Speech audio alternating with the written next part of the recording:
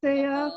My rose from the garden today. Is that a rose? Oh, beautiful. Yeah, Oh, from the garden. beautiful. Isn't Like a that beautiful? peony. Yeah. Wow. Oh, Isn't wow. that It's beautiful? absolutely beautiful. It smells absolutely divine. Oh my Absolutely gosh, it is divine. Yeah, very, very wonderful. Can you I was smell thinking it? of I the can garden smell there. it. Oh, it smells fantastic. It's an old-fashioned rose. It was existing in the house now for 30 years since I have it. It was planted maybe 40 years, 10 years before I moved here.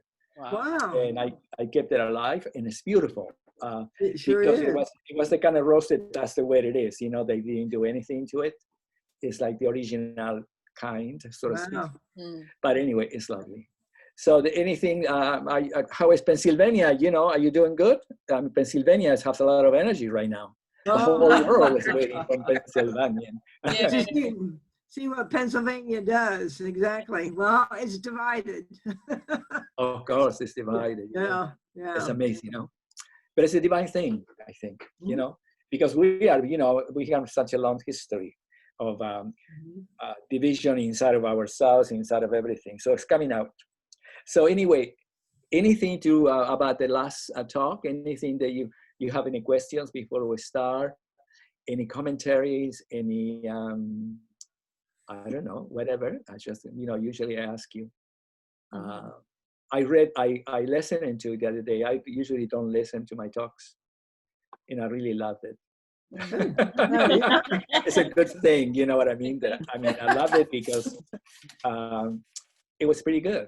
I think, I said what it is. Sometimes it's difficult because it's a big combination between yourself and what you're saying, and I'm getting more and more connected that between what I am and what I'm saying, it doesn't have any distance. So I love to see it, because when I saw it, I recognized, oh yeah, the gap between my personality and myself and the knowledge that I'm talking about is all the same, and it's very simple.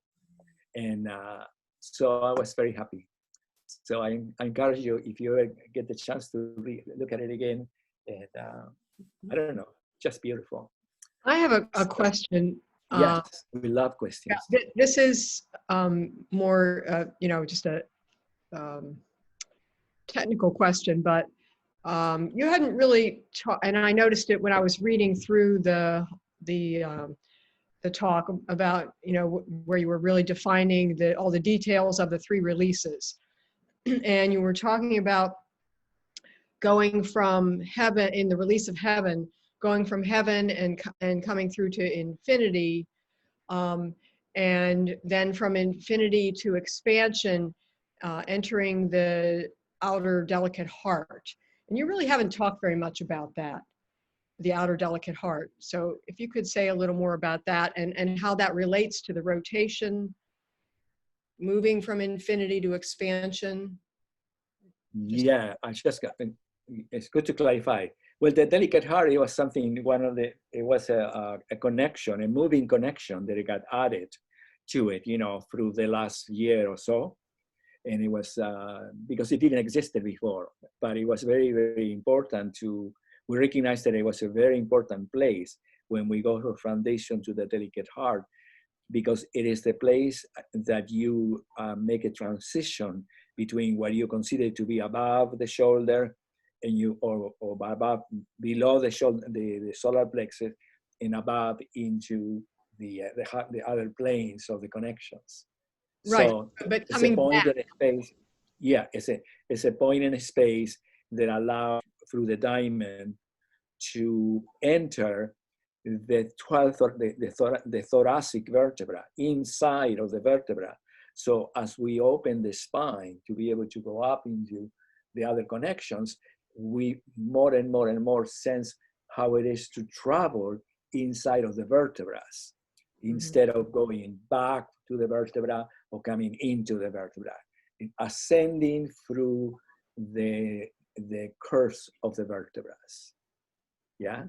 So that's what the function of the delicate heart, and the inner function of the delicate heart. Yeah. And because also the delicate heart is the place that you start the wave that it takes you to suspend the diamond, and is the place that you start the ascending through centers that it takes you to central crown. And all those 3 places going to central heart, going to central crown, to suspended diamond and central crown, are three different paths within the arms. They are not the same path. They have a three-dimensional relationship to themselves in order to allow the shoulder and the joint of the shoulder to rotate in the socket, so the shoulder doesn't push in and out, so it rotates, so it keeps connecting from the center of the chest, the center of your heart. Because if we lift the shoulders or do something with the shoulders to the edge, we lose the center then. And then if we lose the center, we go to the surface of the body. And then we are not extending through the vertebrae. We extend it either from the back of the vertebrae or from the front of the vertebrae, but we are not extending through the center of the vertebra. And extending through the centers of vertebrae, it's very important because it's the place that you release the mind, the brain, that releases into a larger spectrum of its own sensation and awareness. So you get to feel more and more connected to space because you are not at the edge of the movement, you're always in the center of the movement. And then the brain or the mind of the brain, whatever we wanted to call it, the brain will be like the physical aspect of our brain, but then the consciousness aspect is like an umbrella that opens into itself and allow us to be more and more connected. So this is relating to the delicate heart as we open from foundation. But then when we discover with Carolina was that when we open, if we open directly from, let me see, what was it? When we do the release, when Mary Pat is asking, when you go to the forward release and you go to swinging spirals and you enter foundation and then you ascending through center, we go to heaven. And heaven is a very, very complex place because it's almost impossible getting to the connection of heaven through the centers of the inner mandala, because there is a moment that almost you cannot release the shoulder when you open it to heaven. But if we make it part of the ascending spiral of the spine, heaven becomes then a moving connection. You cannot stop there. Because if we stop there, the shoulder joint presses into the top of the shoulder, and it bunches the upper muscle. It bunches it up, and then when it bunches it up, what it does, it disconnects us from the heart and the thoracic vertebra. So the moving connection of heaven, we decided that we can only go if we go through the spiral and then we keep opening it. So we touch heaven from almost an instant, and then we expand heart. We expand the heart. And then when we expand the heart, when we get to the level of infinity, not infinity, but the level of infinity, there is a moment that you can start rotating. And in the moment that you start rotating the arm, is the outer form of the delicate heart. So the delicate heart has an inner form and an outer form in space, from which then you enter the outer mandala that is taken to expansion, and then it's taken to mandala crown and its feet of earth. So I wonder if I said that again. Should I say it again? Do you think Say again the moment. Say again the moment that you. There is a moment that when we are ascending through centers from the release of heaven, you know, that we go through heaven and we touch in and out of balance. We sing the spirals. We created the spiral that brings us into foundation, and then we're ascending through center. And when we ascend through center, we synchronize the plane in which the arms are moving, ascending through centers, through the vertebrae of the spine. And then when we arrive to heaven, it will be like, that's it, that's an instant, and then you keep expanding it. And from heaven, the expansion is expanding heart. And the moment you touch heaven, it becomes expanding heart. And when you get to the level, I don't know if you can see it, when you get to the level of almost infinity, never to infinity, but the level of infinity, which is the diagonals, the level of infinity, then the arm can begin to start rotating very gently, the shoulder joint, in order to assist the connection to continue from the center of your heart. And then 1.5 inches or 2 inches from the level of infinity is the delicate heart, which is the outer form of the center of the delicate heart, which is almost like 1 inch below the solar plexus. I mean, I give you an approximation, but you will find it.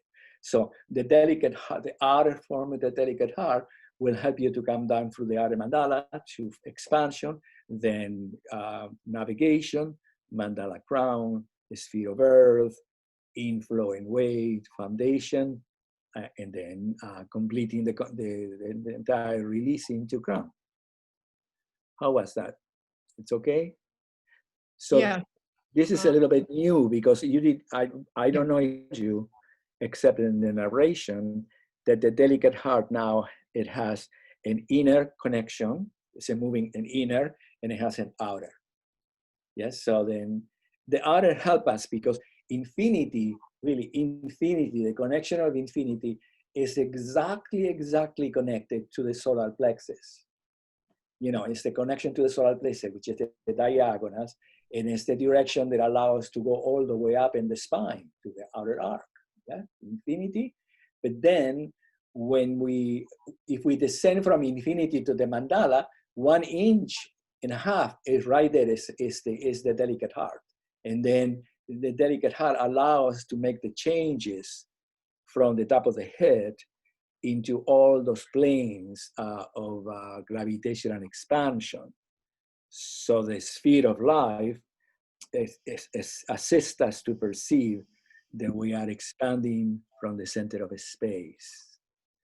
So remember gravitational, what we used to call the mohawk, and then sometimes we call it gravitational expansion, and sometimes we used to call it gravitational transference. So it has like the two gravitational transfer. It allowed to understand that we always change in the center of gravity and the movement of and the movements of unity and motion.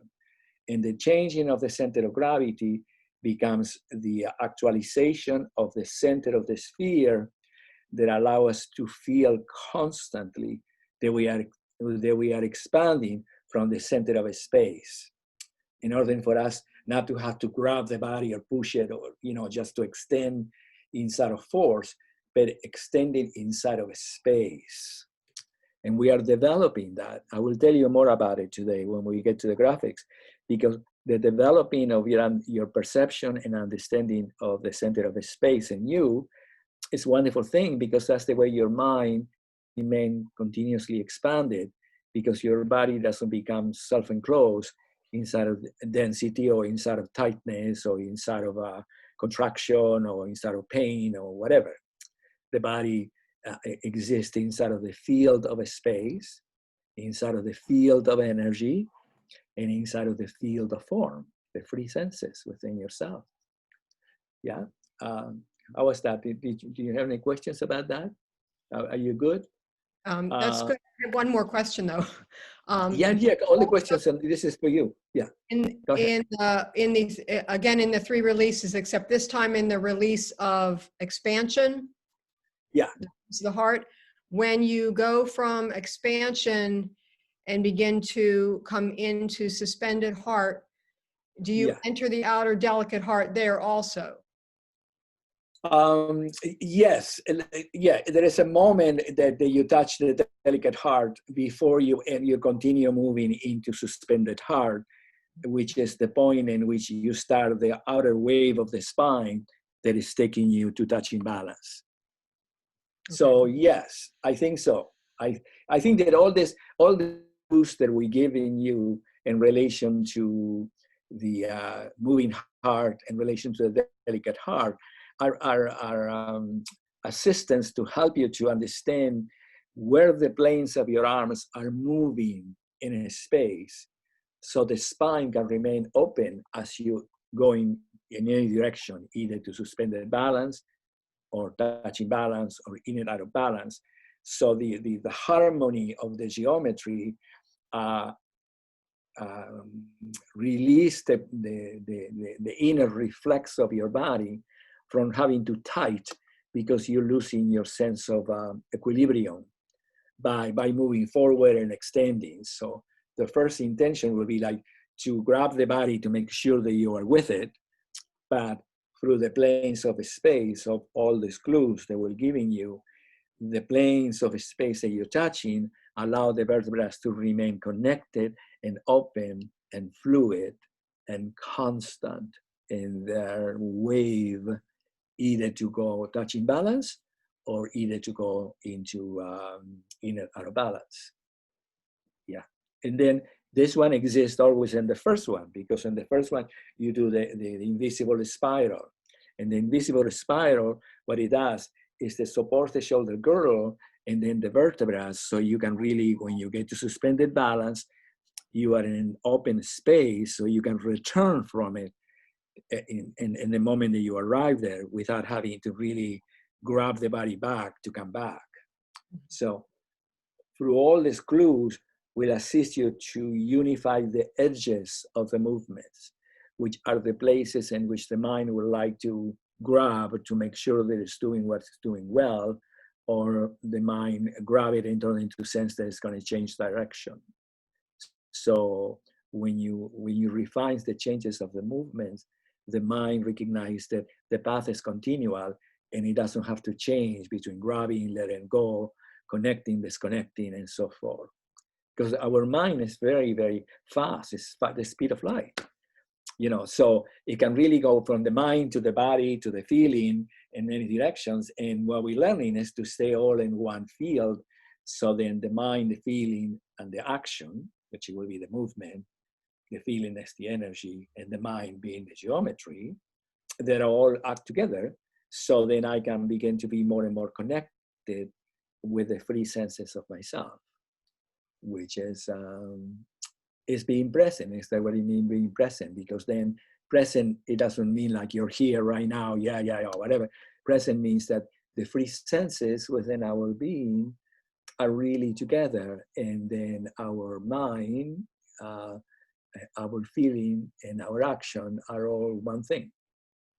And what it does, what this does, it helps us to understand sometimes that if we react, because in the world that we innocently have been coming from, we have a lot of reactions. Somebody says something, I react immediately. So then the mind jumps it and it creates something, a thought that immediately gets created in the body and then stops the flow. So we're learning more and more to be able to listen to what's occurring, to be able to, no matter what circumstances happens, to be able to remain present, so we can really guide the circumstances to a place that is harmonious, or we don't have to get involved in a situation that then become contracted within ourselves, because it creates a stress. Any contraction within ourselves, it creates stress. So we're trying to stay as fluid as possible.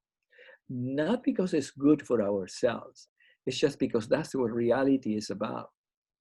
It's important to understand that we are not talking about behavior to be good or to be passionate or to be have the art of listening or to be wise.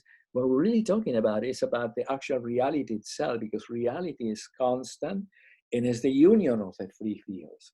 It's not, it doesn't switch, it doesn't jump. So all those things that we are working with in order to getting more and more connected to our sense of self is really actually to be more connected to reality. So it's important to understand that for us, because otherwise we may innocently think, oh, you know, I'm really getting better. I'm getting, you know, you start giving points yourself by thinking that you're behaving well, which is good, it's okay.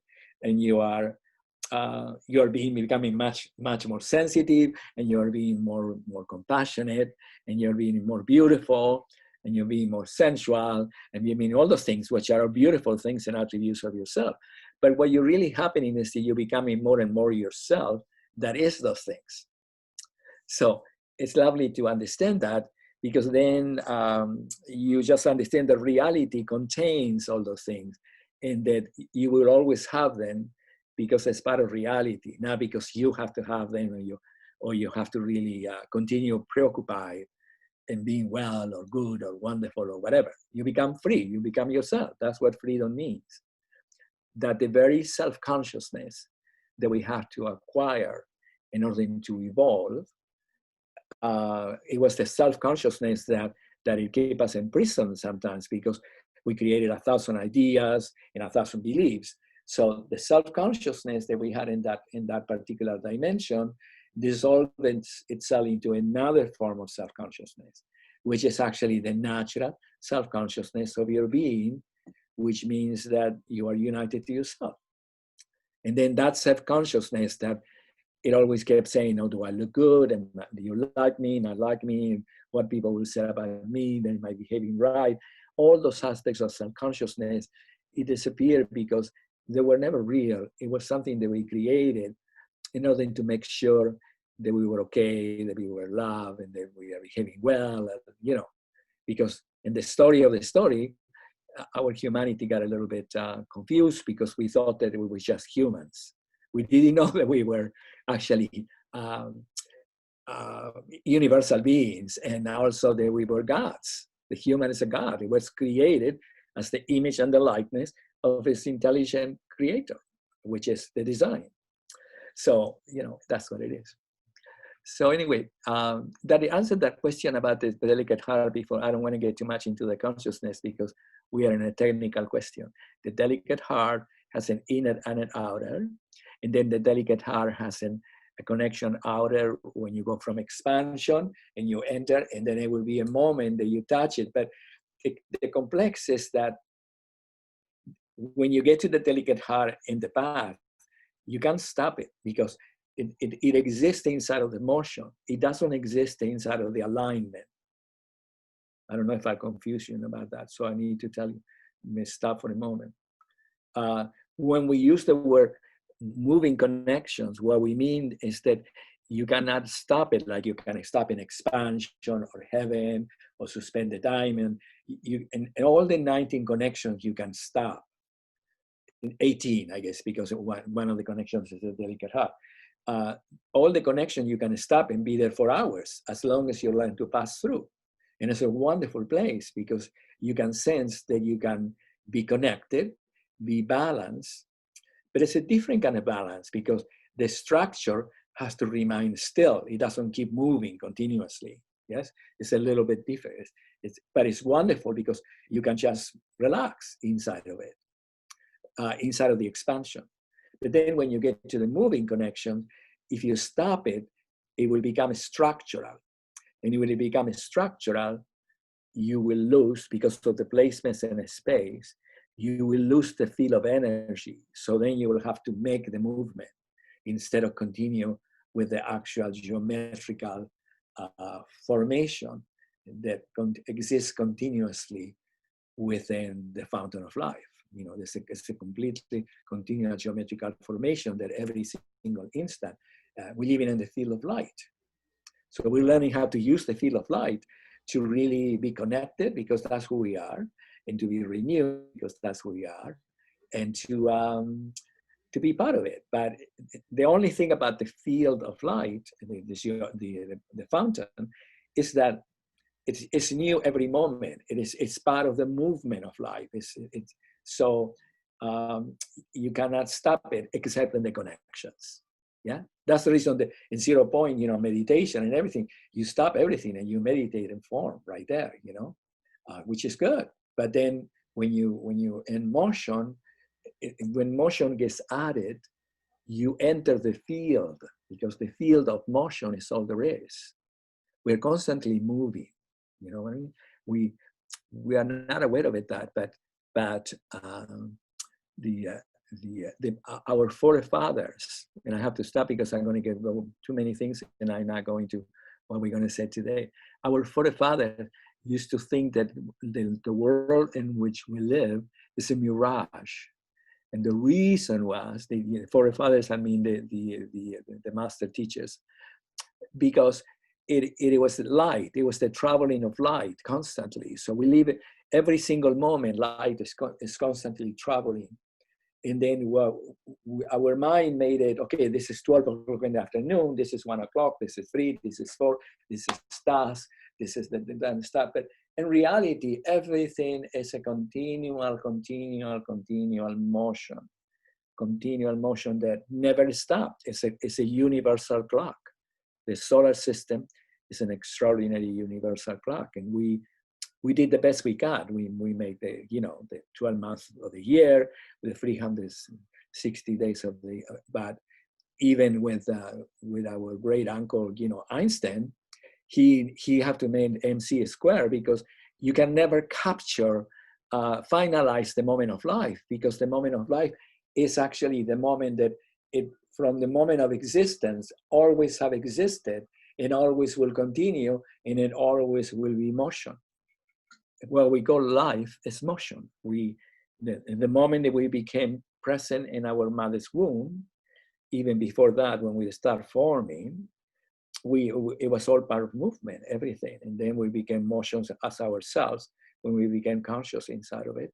And then from that moment on until now that we're talking together right now, all together, we are still in the same motion that always existed. And and it will always exist as well. You can never go away from the motion, because life is eternal, and it's an eternal movement. So the complexity that existed in that the masters thought that everything, the whole physical reality was lila, was samsara, because it was made inside of a field that is constantly changing and it's not permanent. So it's kind of funny. So anyway, in reality, the permanence and the impermanence, if you want to put it that way, is a God. We are in movement, is all there is. And it will always be. That's what life is. And life is eternal, so we are in the field of movement. So that's the reason that, again, returning that in the connection that we said, the movie Connection, and in the final practice, in your practice, where once you learn the movement, you can practice to be able to become accurate in the connections, accurate in the path, accurate in the moving center of gravity, and you being taught as you practice by yourself, because yourself is the one in you that is the eternal, is the one that is the movement of life, is the one that always existed, and it will always exist. So once you begin to have access to that part of you that is always present, it will always guide you, because yourself wants you to be completely present. Or wants you is not the word. Yeah, I think it would be a good idea. The self loves for you to be completely present, because why not? Because you get to be the whole of yourself. You get to be in not only in the physical world of the planet Earth, you get to really be in the energy of the mundane, if you want to call it that way, but at the same time, you are the transformation of that by the very nature of your existing in the eternal. And you get to have full contact with your eternal self, which has a lot of things to tell you. But then, even beyond that, you get to have contact with the universal reality, which is an intelligence that for the first time is fully available to us. That means that we are, for the first time, the mind that we are experiencing now is not just the mind of our human evolution, it's the mind that is universal. And what that means is that the mind of synchronicity, of simultaneity, is the mind that is the atomic unity of all things that exist within the eternal moment. It's not within the linear moment. It's the moment that encompasses all things. It's the moment that the physicists have discovered to be quantum entanglement. Remember quantum entanglement? It's good to watch it again, because sometimes we watch something and the mind get it, and I say, oh, yeah, yeah, and then come back and you watch it again and say, oh, I see.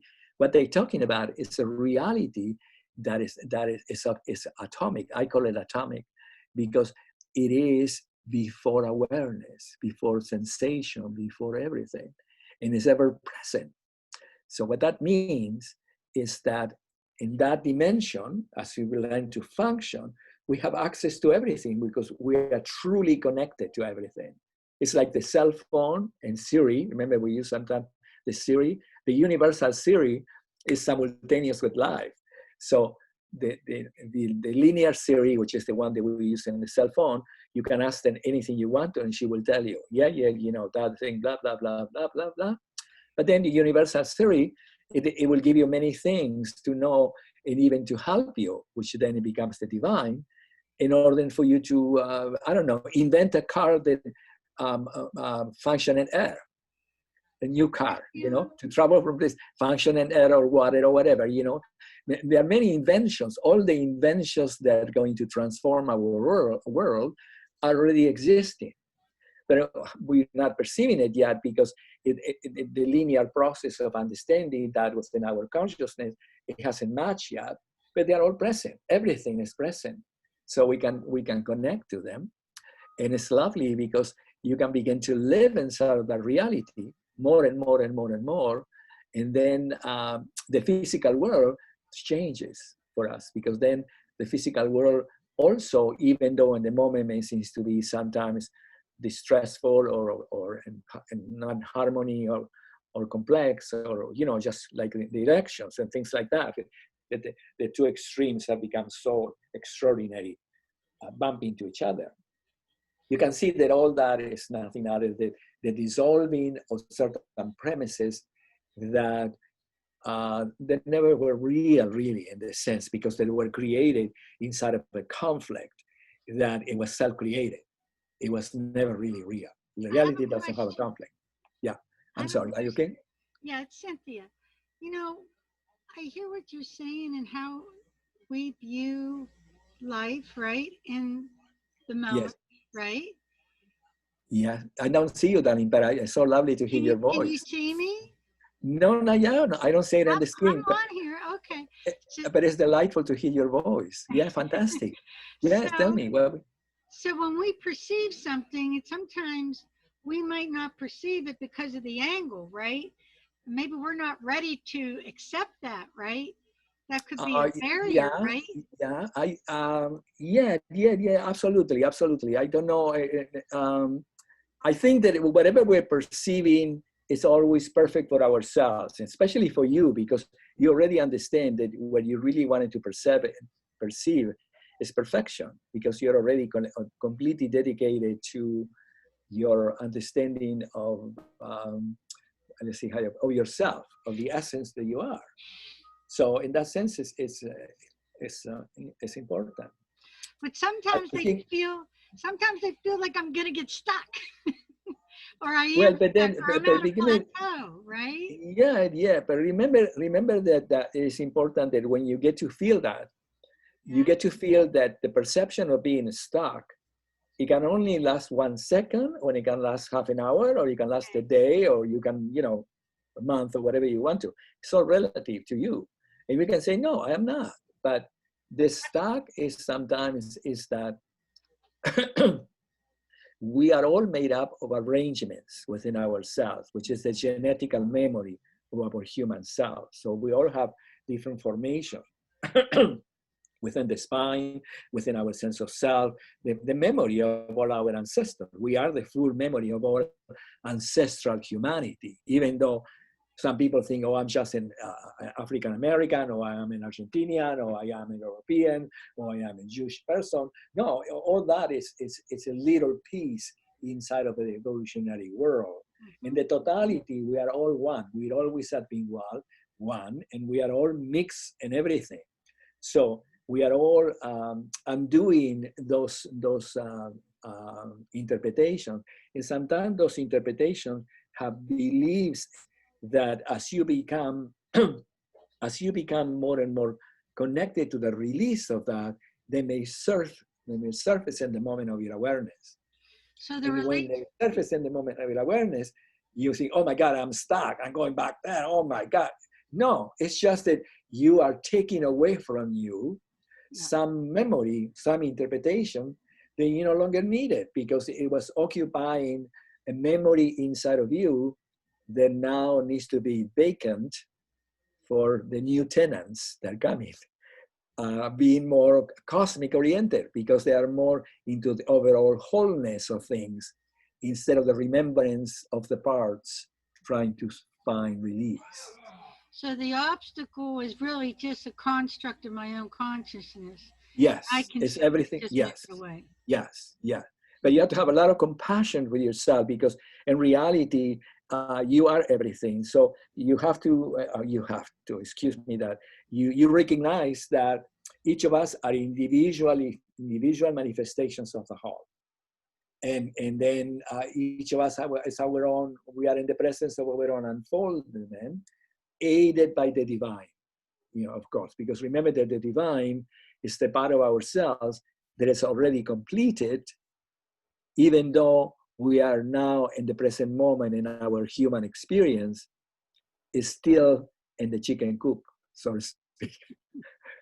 What I mean by that is still in the innocent interplay of the world and everything. But that's the complexity, because remember that I told you that when the consciousness became transposed into unity, it was said originally that it was going to happen when everyone was enlightened.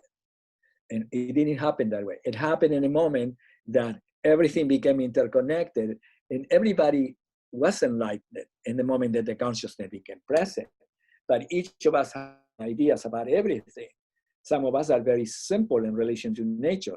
Some of us are already very evolved in our consciousness in the sense of intellectual knowledge. Some of us are artists, that they are already connected to nature in a different way. Like, indigenous people are very connected to nature, much more than the professor that is in the mathematical equation 24/7. So we were divided as humanity in different formations of different interpretations of our own consciousness. But now that we are inside of the whole field, each of us is going through the transformation that even though we are creatively, individualistically inclined to one thing, if you're an artist, for example, you're now, apart from being connected to your art, you can all of a sudden see that the art is a mathematical equation, and that the art itself is connected to light in a different way, and that the art itself is really actually that everything is art, for example, because everything is being seen from the perspective of creativity instead of seeing it from the perspective of observing it. So we are connected into the beauty of everything. So anyway, do you say everything is art? And when you say that, I think that's because everything is beautiful. Exactly. Everything is beautiful. Yeah, exactly. Everything is beautiful. Especially because once you begin to see everything as is, it's beautiful. But remember that we innocently, we are forming inside of our mind. I say, oh, this is too tall, or this is too big, or this is too fat, or this is too great, or this is too deep, or this is too high. So we saw it, sometimes rightly so, in order to connect it to a higher sense of design, but most of the time to find out what's wrong with it. So we most of us innocently were more involved in what it needed to change and what was wrong with things, instead of seeing it for what it is. So as we become present, we see that everything is beautiful, especially because everything is unique. There is nothing that exists that is the same as other thing. Each of us is a unique thing. Each flower is unique. Everything is unique. So once we become more present, as we are doing, we begin to see everything as ever present, unique, essential, beautiful, because we are beauty, and beauty only sees beauty. Remember that beauty is in the eye of the beholder, we said in the past. Or like a snowflake, every snowflake is unique, right? I'm sorry, say that again?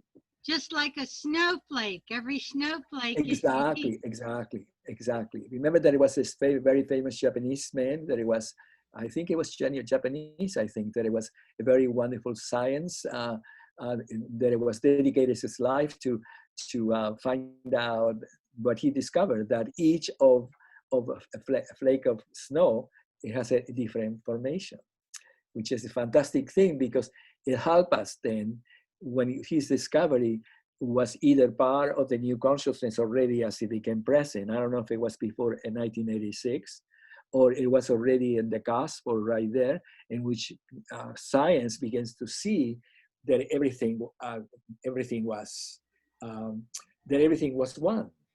You know, especially.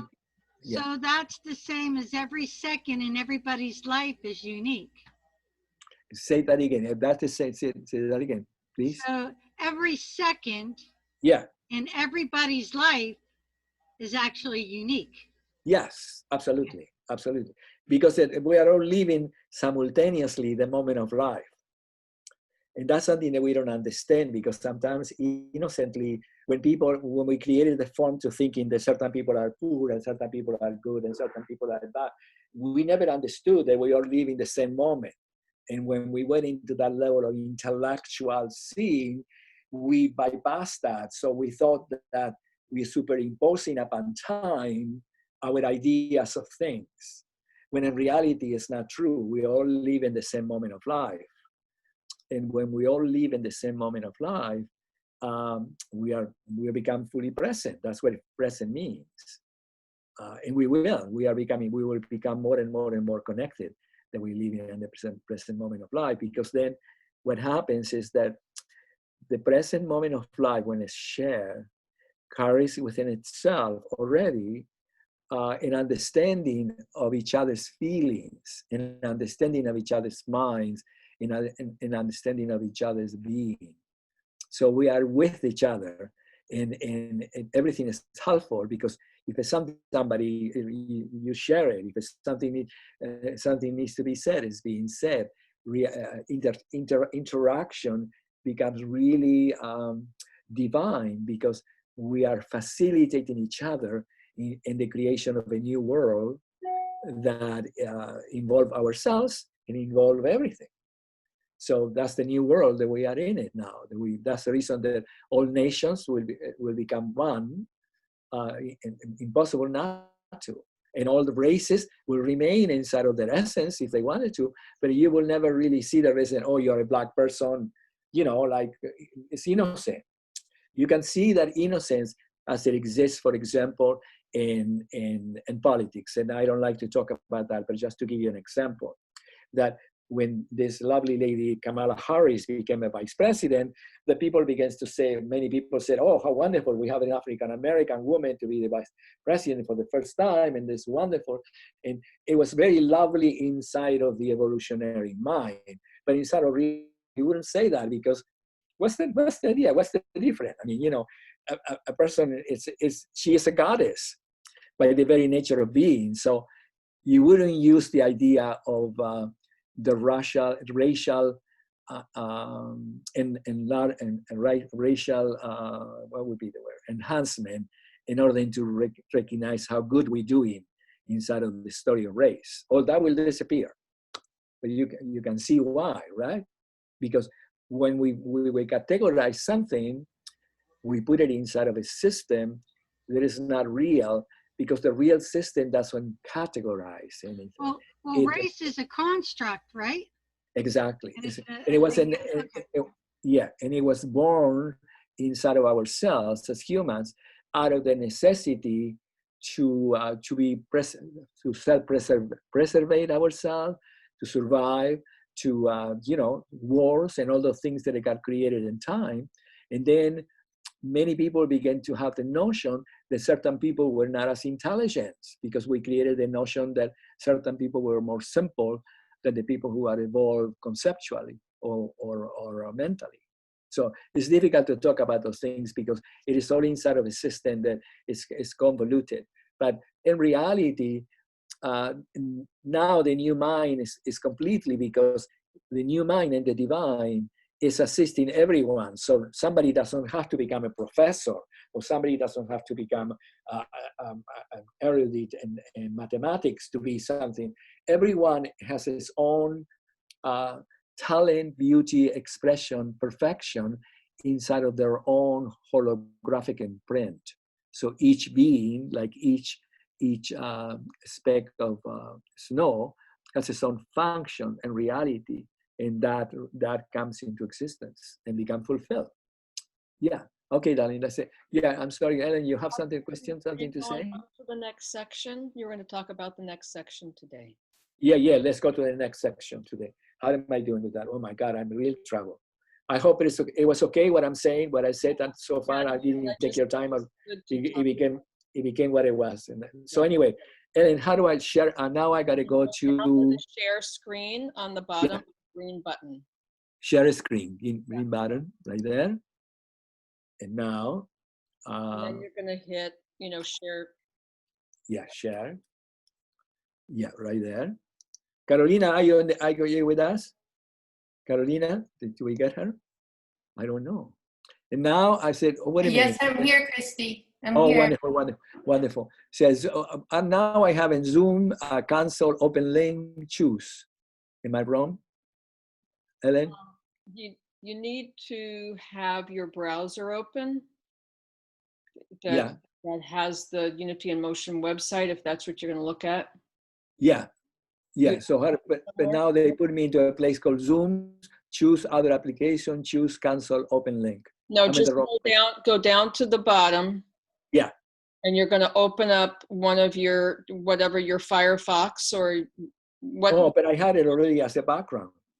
Well, I'm here and I don't know whether Unity in Motion. I go to the top top of this, and you're going to go to the fifth one over from the last, and it says Unity in Motion. You're going to click on at the very top.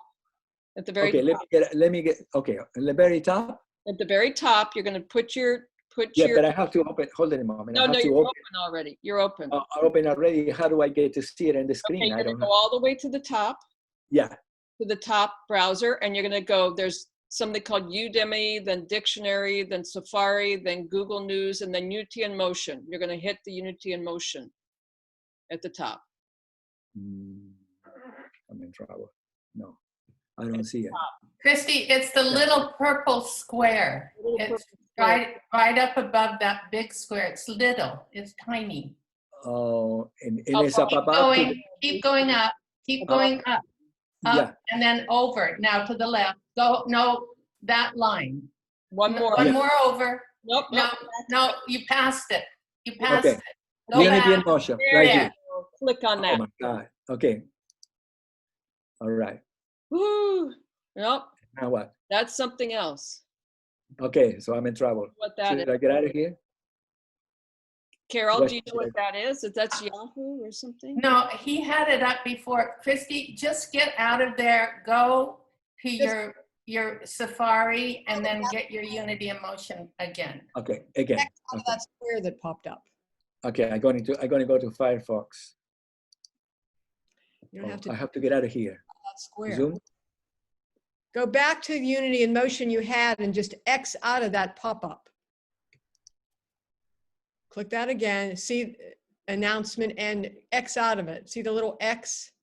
Yeah. X out of that. And now? He's not in the Unity in Motion blog. He's in the Yahoo group. So that's not what we want. Yeah. So should I get out of here completely? Go back to the Unity in Motion one you were in before. Okay, right here. Click on that. Oh. It's not going to do anything, Mary Pat, because it's not in the website. Out of something. He's not in the website. I think if he goes to the bottom of the screen, the very bottom, and goes to the Firefox from there and clicks on it, that might work. That might work. Okay. Well, he's got it open. The thing is you're going to have to open a new tab or something. Go back, Christy. That's good. Just keep going back until you find what you need.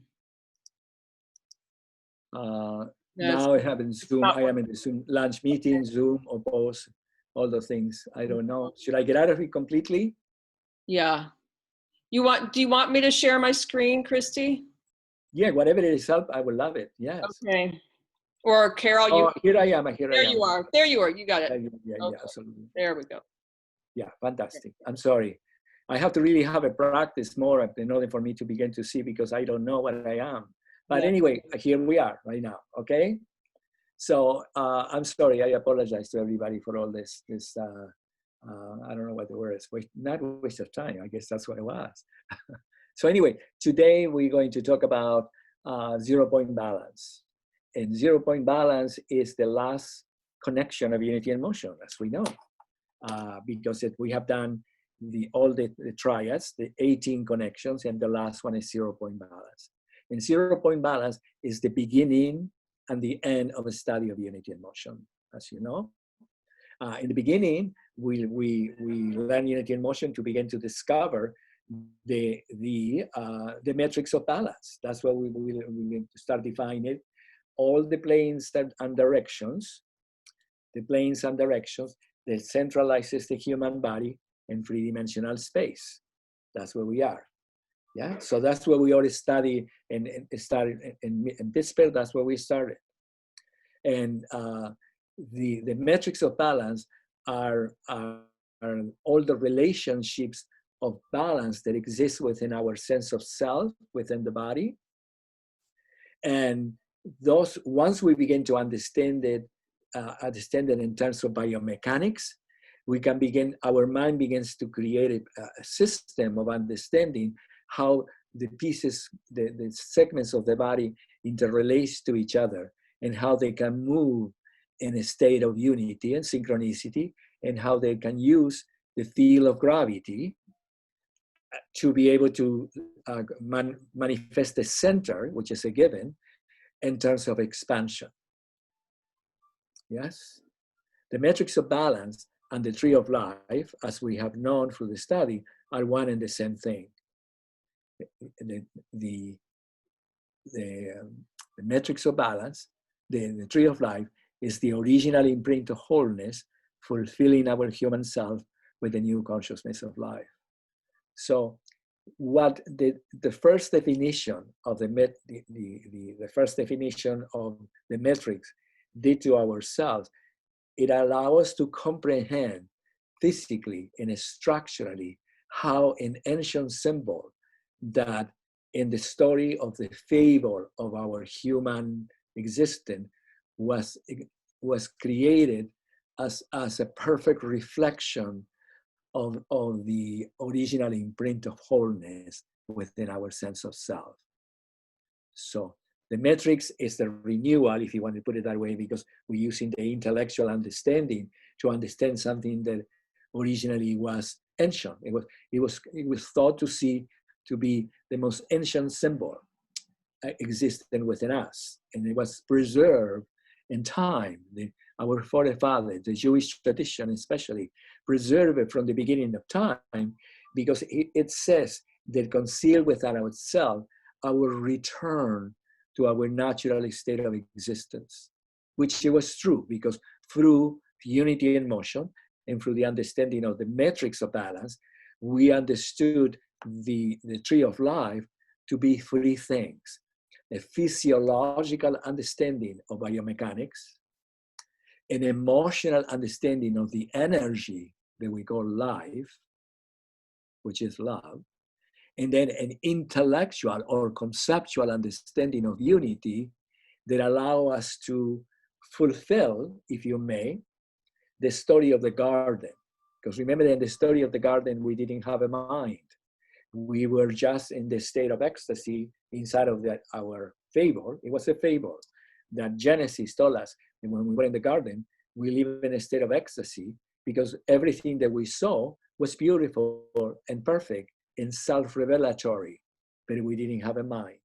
So the entire process of our human evolution then, from Genesis on, or from Darwinian, from the evolutionary of the species, was the idea of discover that which was the originally given inside of a field of knowledge, inside of the field of energy, which is feeling, and inside of a physical understanding, so we can return to that which before, the original imprint, but this time, and a full understanding of everything as the natural fulfillment of the original imprint of wholeness, our human self.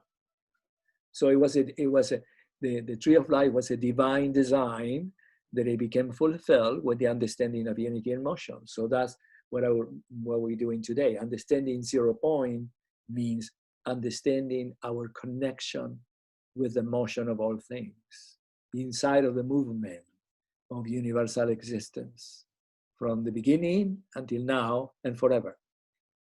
Yeah? Can I go forward from here? Are you okay? So any questions so far? Then, as I said to you before, you know, the mental existence of the tree of life, which is the first triad, you will see it, the emotional and the physical became the 10 dimensions, the new consciousness of life. So now that we are back into the garden, we have a full understanding of everything.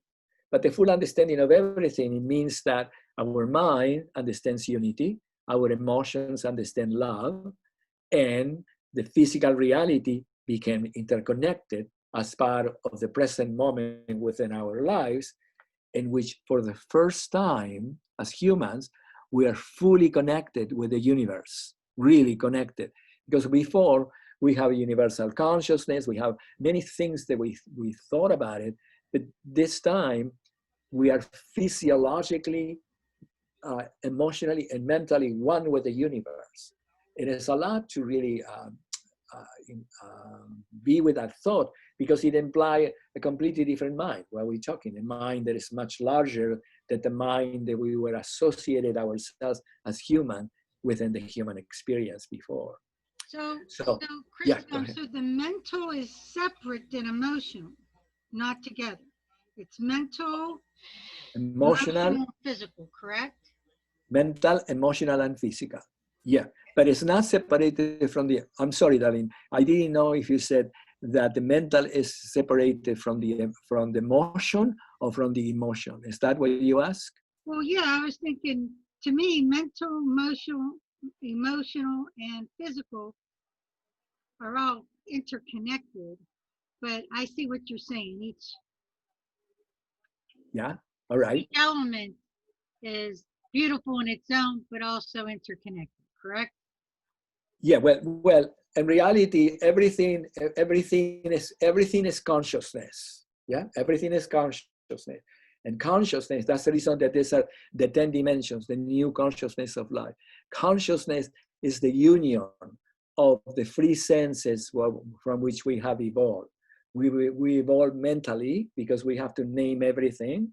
If we're thinking about the evolution of our human existence, was the first time that we said, okay, this is Earth, this is the sky, this is the sun, everything became named by ourselves in our evolutionary mind as a way to discover this extraordinary puzzle that we call the world.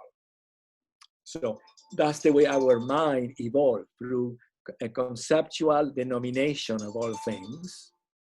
Excuse me, I don't want, that's not a conceptual denomination of all things, that also became an emotional part of our life, because everything was attached to our feeling. It wasn't just only the mind, it was our feeling.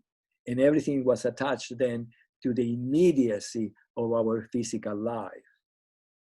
So in evolution, we have three things that we were constantly manifesting, where we consider the world as a conceptual or intellectual or mental, if you want. You can use many words to express that, and then being present with the emotion, yeah, because we have the memory from the beginning. So remember the original memory of the original imprint of life. Now that we are back to the reality, is love. Yes. So when we had to start from the beginning, we didn't know what love was. We just had to start with the mental, have to start with the emotion, which is the way you felt things, and then moment by moment, creating the world that we have created until the present moment. So we created this three senses of ourselves. That was the way we evolved. But now in the new consciousness, all those are now one inside of the 10 dimensions. The 10 dimensions there are 10 expressions of consciousness, 10 simultaneous expressions of consciousness, expressing the unity of life. So they are the way that crown consciousness of unity. We know what that is. We have talked about a lot about that. It's about the free expressions within the tree of life or the matrix or consciousness, in which crown means actually our communion with all things, the simultaneous communion with all things. Consciousness is the way we experience everything inside of the new world, and unity is the third entity of 3 dimensions, in which unity, consciousness, and crown, or the present moment of life, are one as 3 dimensions. So the new consciousness have reinstated with us our sense of 3 dimensions. That we always knew there were 3 dimensions, 3-dimensional, but we never knew what that was for ourselves. What does it mean to be a 3-dimensional being? People can say, okay, 3-dimensional because my body, the physical world is 3-dimensional, but the physical aspect of ourselves being made up of the 3 senses of our being, and being made up of the very nature of all things, and be able to understand it inside of a conceptual, emotional, and physical sense, it was a divine gift. So the entire history of evolution was the understanding of those 3 senses. And those three senses became fulfilled and reunited as the new consciousness. So I don't know if I can continue with this, because we have talked a lot about that, and I could spend the rest of the time returning back to the dimensions and talking about it, but I would prefer to go through the continuity of the graphics. So can Okay? I ask another question? Yes. You So can. can we interchange and use unity of life, right? Interchangeably with tree of life? Are they interchangeable? The word unity of life in the tree of life, yes, they're interchangeable if you understand that the original imprint of wholeness was nothing other than a reflection of the very unity of all things, preserved through time for us to understand it fully now, and to be able to honor it and fulfill it inside of the experience of unity. Yes? All right. The way that I see the tree of life, the first time I saw it, I understood that there was the physical formation of the body. But then when I began to spend time with it, and I began to be connected to it, and I began to understand the metrics, and I began to understand the path, and I began to understand the connection, I began to understand all aspects of the unity of motion, unity in motion. I began to understand that the original imprint of wholeness was kept forever in time, to be reinstated now in this moment in our human existence, for us to be able to be all the things that we always were, but we did not know that we were. Yeah, because the tree of life was just a symbol.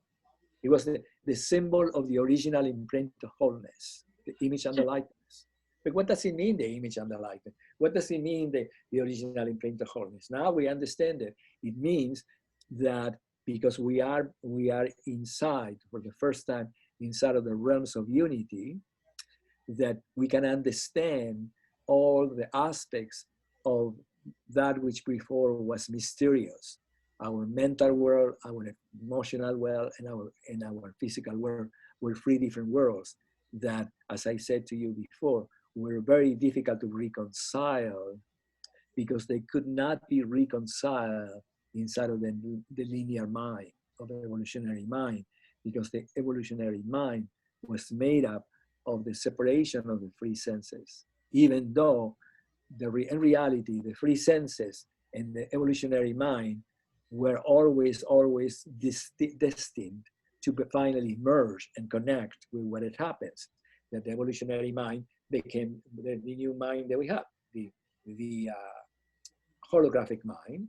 And then from this new mind, we can understand how the original symbol is actually the fulfillment of ourselves. So we are honoring and fulfilling the original symbol. Honoring by recognizing it, fulfilling it by interpreting inside of the whole meaning of life. Because the symbol of the tree of life can only be interpreted inside of wholeness. It doesn't have duality. It doesn't exist inside of duality because it was the image and the likeness, the perfection of all things. So I understand that, you know, the difference between duality and being in a new consciousness, right? So yes. And I understand the interchangeable of the tree of life and unity of life, okay, and the union of the three senses. So is the union of the three senses just in the crown consciousness and unity? No, throughout the whole tree. The whole tree. Okay. The unity of the three senses of the self are a direct reflection of the 10 dimensions of life. Okay. And the 10 dimensions of life are a direct reflection of the unity of the three senses of the self. And the simultaneity of the three senses of the self and the 10 dimensions of life culminates in self, which I'll show you as I go through the graphics now. So you can understand how the three senses of the self and the 10 dimensions of life are one and the same thing, and how they become the fulfillment of the self. Yeah, are you okay with me? Should I continue? Yeah? All right, I'll continue then. Yeah. So then this is exactly what we're talking about, the three senses of the self. Yeah? The three interpretations of consciousness. The three senses of the self is totally related to as the idea of three dimensions. Because in reality, everything is three. Nothing is one. Or actually, the oneness within everything is made up of three. Yeah? You and I and the center of life, what I call myself, what I call the universe and life, what I call the TV, the machine, me, and what we're doing in the moment with it. Everything is in interrelations of three dimensions. We were made as a design, humans, inside of the realms of three dimensions. Everything is three dimensions. So anyway, the three senses of self, the integration of thought, feeling, and action as the natural fulfillment of our human lives. So this is what the integration is. We are inside of our integration as self now. We couldn't make it inside of the evolution because inside of the evolution it was too complex. The mind was too, it expanded inside of its own direction. Remember what I was telling you the last time about 2001 and the computer HAL? Well, the mind was inside of that world that forever keep projecting. The emotion was always trying to catch up with things, but it was always divided between what it was the mind was saying and what the physical reality was demanding. So there was always a complexity. So even though in our human experience, we have extraordinary moments of unity, when Christ transcended in the cross, that's what it was, in the mind, the universal mind. Yeah, it's the moment that touches the universal mind. That's what it was. Then when Mother Teresa and all the people all the priests and all the people that are thinking constantly on love, they are thinking about it, they are inside of the realms of love, ecstasy. And then the physical reality is when people became extraordinary achievers and became extraordinary powers in the physical reality, we're creating things in the physical world. So those are the three creations that we have done in our existence through time. And there were moments of extraordinary exaltation in some of them. And the exaltations of mind, we have somebody like Einstein, that it was a divine being that lives, the ultimate professor, that they have to be taken in just as me, you're teaching me in the computer. Einstein had to be driven everywhere because it was constantly in the mind of physics. Yeah, and the people who are constantly in the realms of the mind, love here, we're always the one who, in some degree, were the people who are constantly praying, the monks, everybody who was thinking for the best of the world, everybody who says, in the story of the story, that it says they were given the option to remain in the world, to do good for mankind, or to go to another dimensions in which everything existed in another form. And then the physical world was complex because it was the reality in which we were all living. So the reality in which we're all living was trying to really understand and experience and be okay with the realms of love, and then be okay with the realms of intellect. It created a lot of problems, and it was beautiful, but it created a lot of problems. I shouldn't use the word problems. And the evolution created a lot of stories, because you can see how it reflected in parts of our consciousness that we call conservative. Conservative minds say, no, that's the way they are, things are it, God is all the rest, you have to behave this way, blah, blah, blah. Then the emotion is the one who says, no, I wanted to live, I wanted to enjoy. Why are you telling me that I cannot drink this or that? I wanted to enjoy it, I want to make love, I want to experience the water, I wanted to swim, I wanted to be in the realms of nature, I want to experience the extraordinary feel of life. And this was saying, no, you can't do that, because it will be your ultimate demise. And then the physical is just the reality itself at every single moment, and from the part of ourselves that have to attend every single moment the very aspects of our life. We have clean the house, do this, work, create money, put the money in the bank, so when you're old, you have a place to go, start saying your prayers, so you go to heaven when you die, and blah, blah, blah. All the things that we have done in the entire history of our mind, that they were all crazy, but divinely crazy, because it brought us back to unity. Horrible would have been if it didn't bring us to unity, because we're still forever going, oh my God, the higher planes, the middle planes, and the lower planes. The lower plane is the suffering planes. The middle planes is the place that you go in ecstasy. That's the places that the people take drugs. The only reason you take drugs is to be able to go to a place in which the mind disconnects for a while, and the physical world doesn't experience pain. And then the conceptual world got very complex, because it became interpreted inside of behavior. You're very saintly, you're very wonderful, you do this and you do that, and you have it true, everything is made up of certain things that you should and you should not do. But that's the way we did it.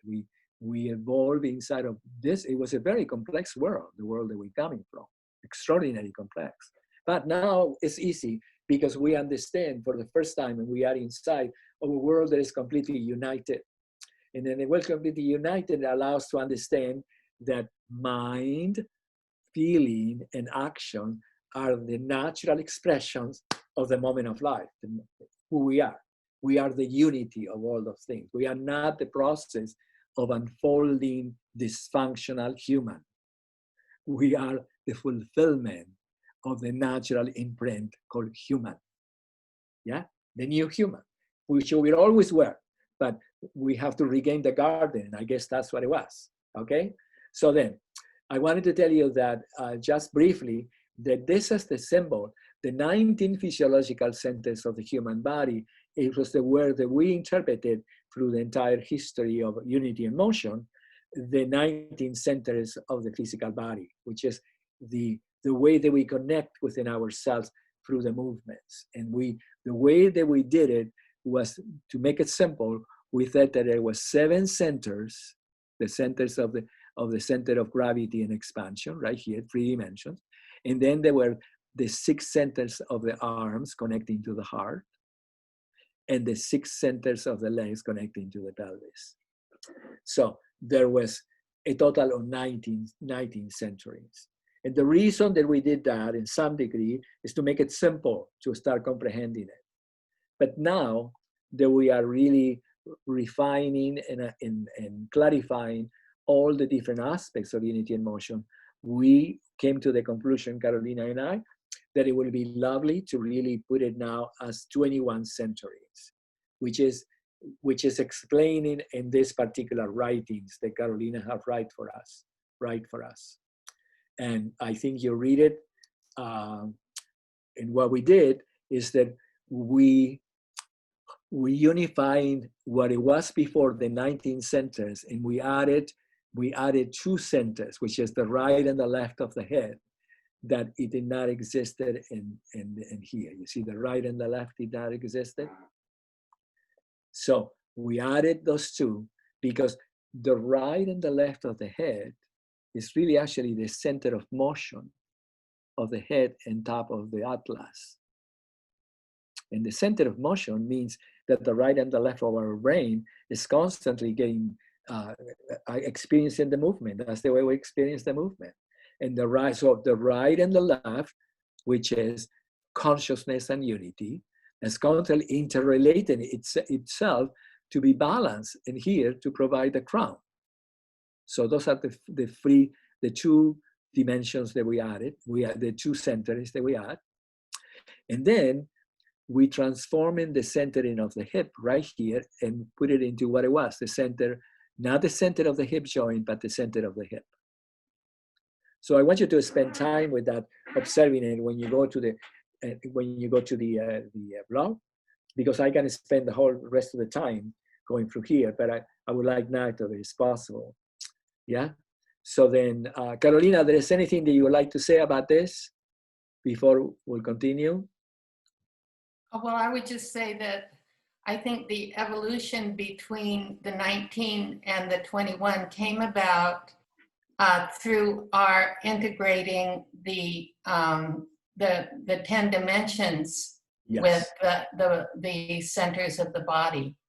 And so that's where, if you look in the next one, you'll see that now all 10 dimensions are included, as well as the 7 centers and the joints of the legs. So it's been my experience, my own personal feeling about this is that it did evolve because of the way that we have been these last months, really connecting up the 10 dimensions with the movements, with our bodies. They're not conceptual anymore. They're part of us. You know, there's not just something that we think about. There's something that we are. And so that's why I think putting in the right and the left side of the head, that was the only thing that was missing in the matrix, in the tree of life. And for me, that has provided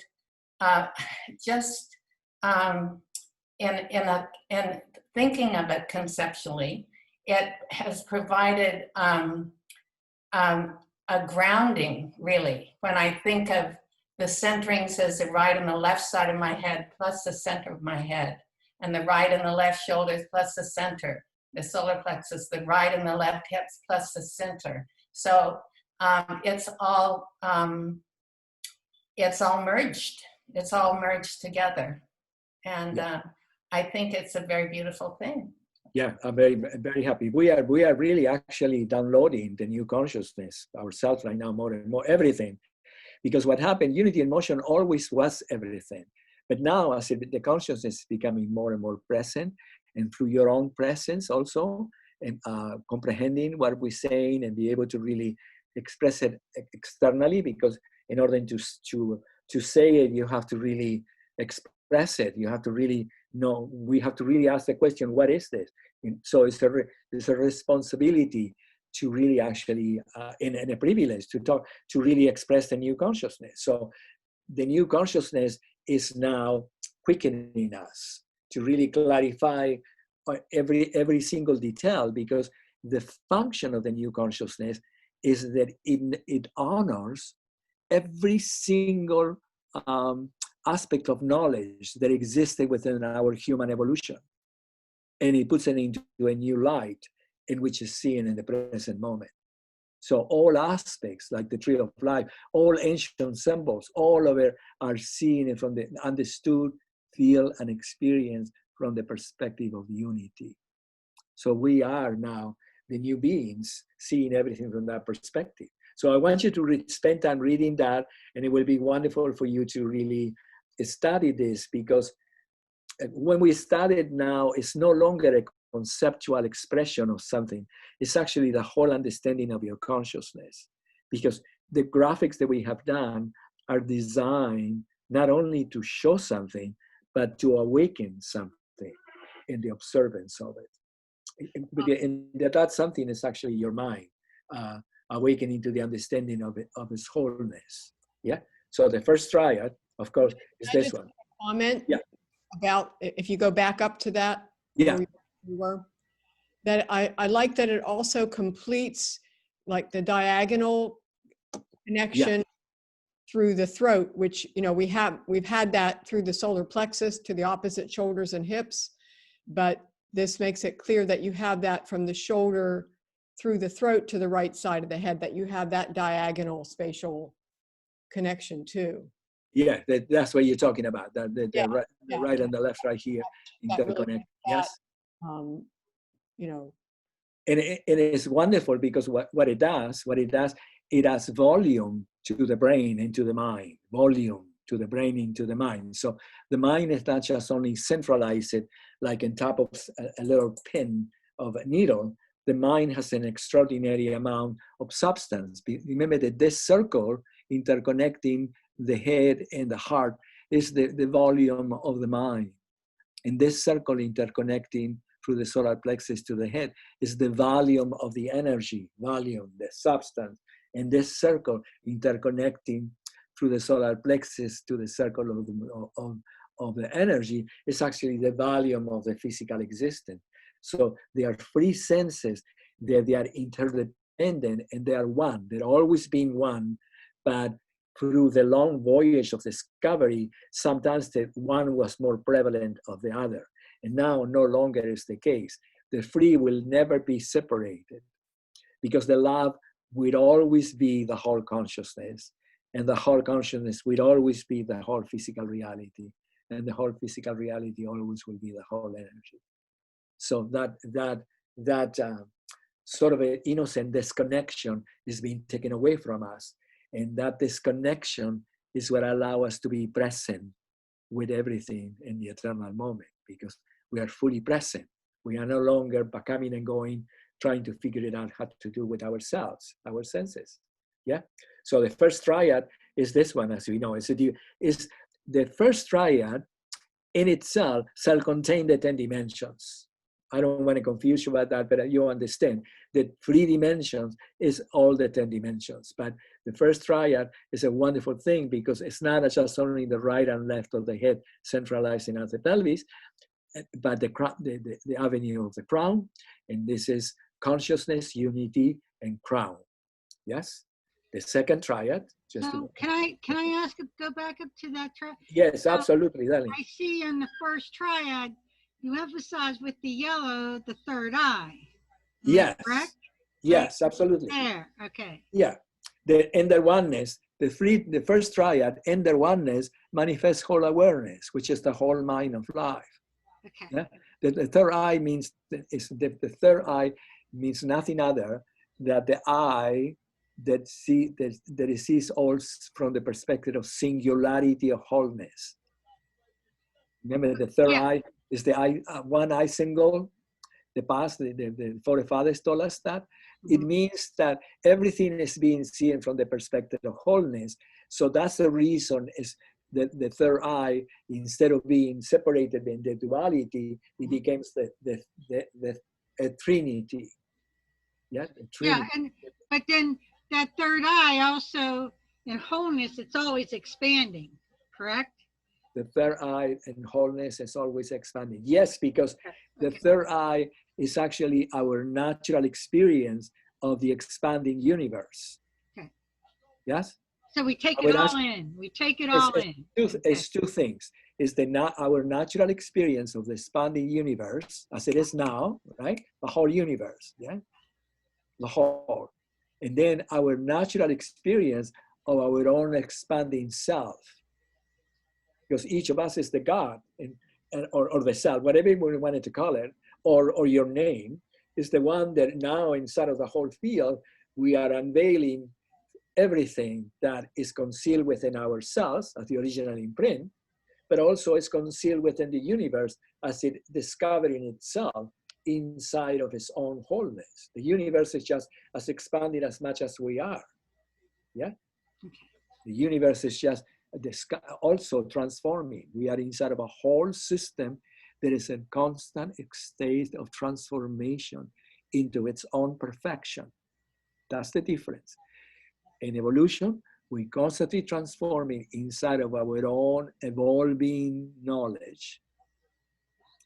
And creation, the new one, we're constantly transforming inside of our own perfect creation. Because in reality, nothing ever can be bad, nothing ever can be not good, because it is all the natural creation of God, the natural existence of intelligence, the natural existence of love. Yeah, this is something that I need you to contemplate in it, because once we begin to contemplate that the wholeness within ourselves was the given, and we can begin to understand, because the mind now can understand that. Before, the mind is say, well, I have to believe now this. Well, I don't know, we'll see what happens. Now the mind knows it. In evolution, we couldn't. The only thing that we had in evolution was hope. Yes, that the very beliefs that we have one day will be true. Yeah? Hope was the idea that the very things that we believe will eventually be true. Now we don't. We know that that's what it is. And the knowing is being expanded constantly through the divine in us. But then as we get to know more and more and more what things as they are, we are more synchronized with reality itself. Until the point that reality itself is the constant mirror reflection of our own perfection in relation to beauty, in relation to senses, in relation to everything. Yeah, we are becoming the very perfection of life. Eternal, beautiful. It's fantastic. It's beyond anything. Well, because remember that the linear mind created many, many stories and many ideas in our mind when we were evolving. But at the same time that we created, it wasn't sure that it was true. So it believes in it. And it created a lot of stories. But at the same time that because it was believing, it didn't know yet that it was true. And certain people have more harder or more stronger degree of belief, if you put it that way, you know. But in the new reality, the belief have disappeared. There's nothing to believe because we are the natural presence of perfection itself. And that's what freedom means, that our mind is no longer preoccupied with the possibility of switching realities. We are in the immanent reality, which is the perfection of life. Okay, so the second triad is that one. Yes, the 6 centers, the 6 joints of the arms, which is the feeling of your hands, are the feeling of life, right? Everything that you touch is all feeling. When you make love to somebody, it's your touch that is part of the love.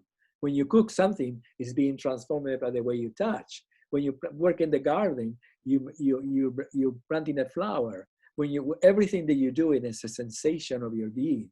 Is touching by this dimension. Yes, the second triad. The third triad, and this is structurally, I tell you, when you go through it and you look at it in the block, it will be a structural and consciousness. For example, structurally is the right and left side of the shoulder girdle and arms, centralized at the center of the chest, the heart. As consciousness, the dimension of balance, beauty, and self, expressing through the heart the boundless feeling of life. So that's something, these are contemplations to see. This is, in this dimension, the shoulder girdle is perfectly balanced. It means that it's suspended on top of the rib cage. Yeah, that's what balance means. Balance is another word for balance is suspension. And suspension is another word for balance. Yeah, because the balance of the new balance that we are connected to with everything, we are suspended in the motion that we call the universe. Yeah, it's beautiful. So this is the shoulder girdle from above, the centralization of love. So this is the horizontal plane existing with horizon. When we describe horizon here, this is what we describe, the horizontal plane. The horizontal plane is the suspension of the shoulder girdle right here. In the center here, right here at the center, is the suspension, is the center of the heart, where the heart meets the vertical extension. Yes? So it's the cross it's called the crossover space for us in the study, remember? Yeah, so this is a good thing to see, because then when you practice the moon in expansion, all the connections of unity and motion, you're always centralizing the shoulder girdle in relation to the heart, with the center of the heart, not in the center of the heart, yeah? And the shoulder girdle, it becomes specifically centralized in your definition of 0 point. Yeah, the definition of 0 point is the definition that before you start the practice, the suspended diamond, the moon, the definition of the suspension of the shoulder girdle, expansion, sun, even in moving heart. But when you go into moving heart, the shoulder girdle changes a little bit, because the shoulder girdle is not static in the definition of the centralization of 0 point. It has changed a little bit, yeah? And then when you go to heaven, the shoulder girdle has changed a little bit.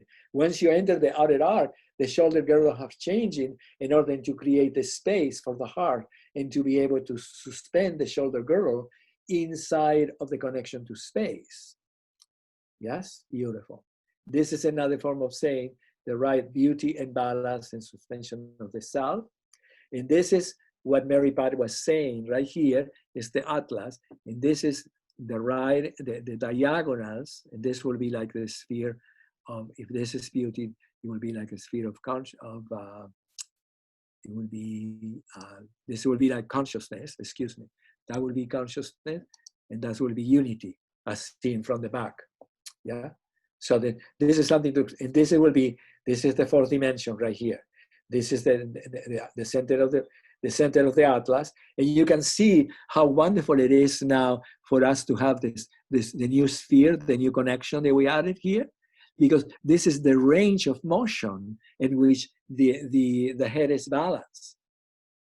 So the head is not just balanced into one center, but it has a range of motion in it, individual, the range of motion of the neck. This is a very important thing. The head has is minute, but it has an extraordinary range in it. But it's not part. It's not. For most of us, sometimes we confuse the movement of the head with the movement of the neck. It's a completely different movement. The center of your head is an individual expression of the natural extension of your spine. It's not an interpretation of the motion of the neck.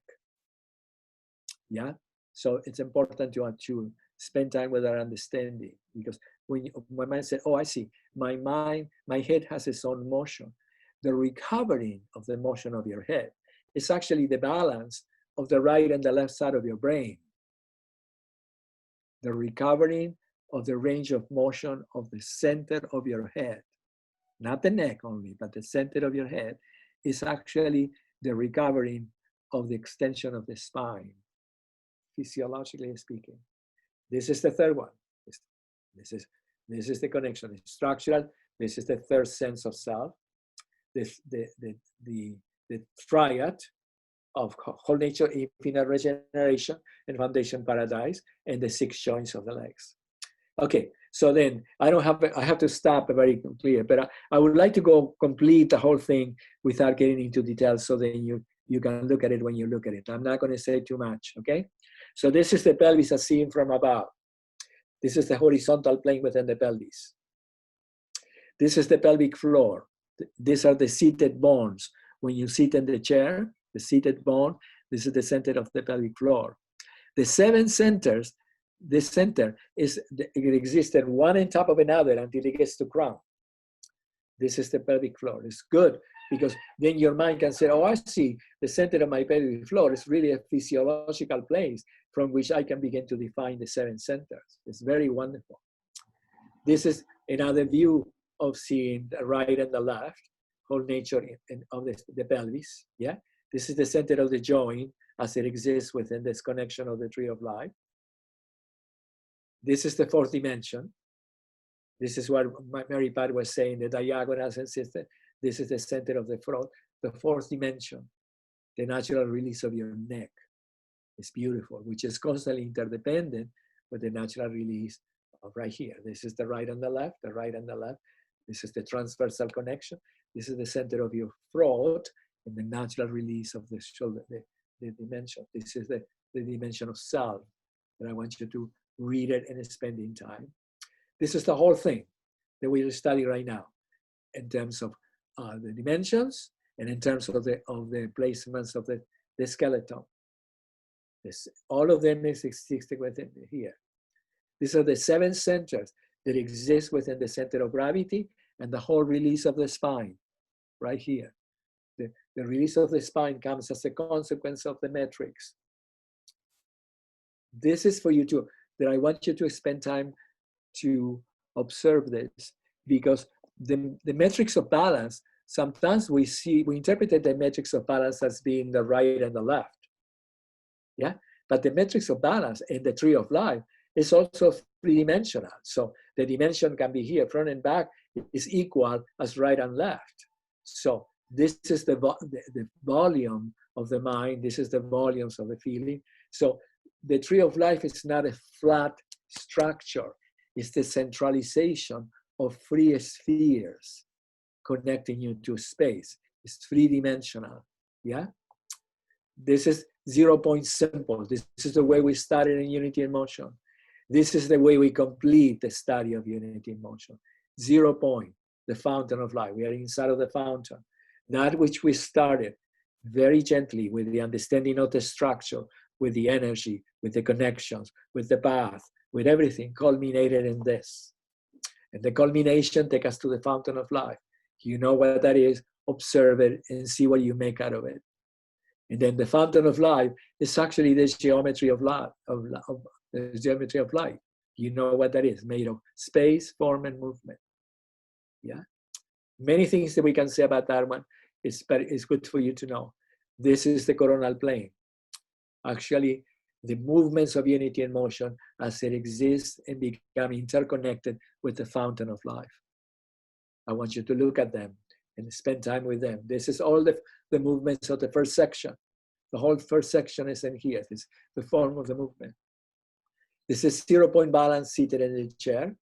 This is 0-point balance as the metrics of balance in the chair. The throne. It's a wonderful thing for you to practice. This is the first triad as it's seated in the chair. First triad, consciousness, knowing itself as one. The second triad is consciousness, knowing itself as love. The third triad is consciousness, knowing itself as physical reality, the foundation of life. The fourth dimension is consciousness, knowing itself as the new consciousness of life. The new consciousness is the 10 dimensions. It's not just a word. It's an understanding of wholeness within wholeness as consciousness. And then the fifth triad is the original, is the center, the tree of life. The center of life, yeah, self, which is the center of life. The original imprint of wholeness existing within the garden of life.